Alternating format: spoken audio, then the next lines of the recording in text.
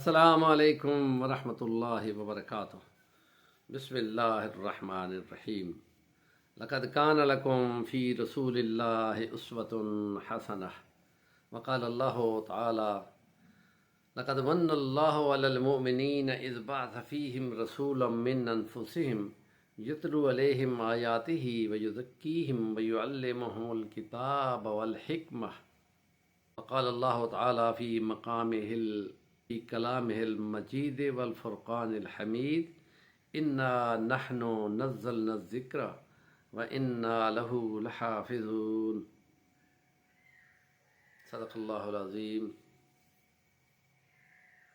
سیرت نبوی صلی اللہ علیہ وسلم اور ایمانیات کی بحث کو ہم دھیرے دھیرے آگے بڑھا رہے ہیں۔ سیرت اور اسلام، کلمہ، نماز، روزہ، حج، زکوٰۃ ساری بیان کی ہے خاص طریقے سے۔ اس کے بعد سیرت نبوی اور ایمانیات کی بحث میں ہم فرشتوں پر ایمان کا خاص تذکرہ کرنے کے بعد دوسرا مرحلہ اللہ کی کتابوں کا تذکرہ ہے، اور اس میں سب سے پہلا مرحلہ نبی کریم صلی اللہ علیہ وسلم پر اترنے والی کتاب قرآن کریم کے بارے میں چند باتیں ابتدائی طور پہ بیان کی ہیں۔ اور کچھ جب بھی قرآن مجید کی آیات مبارکہ نبی پاک پہ نازل ہوتی تو آپ کو پہلے مرحلے پہ آپ خود بخود اس کے حافظ ہوتے، اور اس کے لیے کہہ دیا گیا تھا ان علینا جمعہ وقرآنہ ثم ان علینا بیانہ۔ یہ آپ جلدی ساتھ نہ پڑھیں، جیسے رٹا لگایا جاتا ہے ایسے نہ پڑھیں۔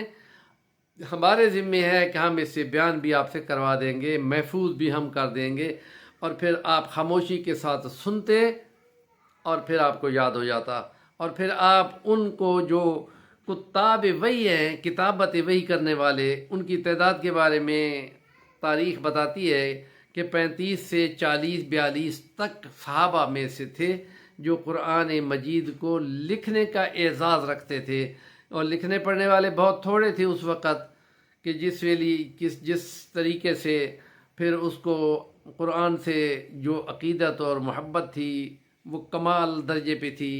وہ یوں روایت میں بھی آتا ہے کہ جس قوم میں اپنے اونٹوں اور گھوڑوں کی نسلوں کے نام یاد ہوں، ان کو قرآن مجید جو ان کے نزدیک سب سے زیادہ محبوب اور پیاری چیز تھی وہ کیسے نہ یاد رہتی۔ پھر دوسرے مرحلے پہ نبی پاک صلی اللہ علیہ وسلم کے فرامین کو یاد کرنے کا مرحلہ بھی آیا، لکھنے کا بھی آیا، یاد کرنے کے بھی آیا۔ وہاں بھی وہ چیز بھی ان کے لیے بہت محبوب تھی، زبانی طور پہ وہ تمام چیزیں یاد بھی کر لی گئیں، لکھ بھی لی گئیں۔ تو مستشرقین جو اسلام کے دشمنی کرتے ہوئے اس میں سے خواہ مخواہ، جیسے کہتے ہیں نا میں تو خواہ مخواہ، ایسے ہی وہ خواہ مخواہ نکتے نکالتے ہیں تو پھر انہی نکتوں میں خود پھنستے ہیں، اور جو تحقیق کرنے والے ہیں کہ یہ خدا کے کلام کا میریکل ہے، معجزہ ہے، کہ جو تحقیق کرتے ہیں وہ خود پھنس کر اسی کا نوالا بن جاتے ہیں، اور خدا کا یہ کلام کا معجزہ ہے کہ انہی کے دل میں گھر کر جاتا ہے۔ اور کتنے تحقیق کرنے والے یورپ کے عیسائی محققین کلمہ پڑھ گئے، مسلمان ہو گئے مختلف پوزیشنوں پہ۔ سائنسدان ہے تو سائنس کی باتیں دیکھ کر حیران ہکا بکا رہ گئے، اور لغت میں تحقیق کرنے والے ایسے بنے تو ان کو لگا کہ اس سے زیادہ اس کی تو غلطی جدید ترین یورپ کی کمپیوٹر نے وہ بھی نہیں نکالی۔ تو قرآن مجید کو جس وقت کے لکھا زبانی بیان ہوا تو کتاب وحی میں سے بڑے بڑے صحابہ کے نام آتے ہیں، ان کو یہ اعزاز ہے کہ وہ قرآن مجید کو لکھنے کا کام بھی کرتے رہے ہیں، اور یہ اس میں حصہ پا لینا بڑا اعزاز کی بات تھی، اور ان کے نام ہیں۔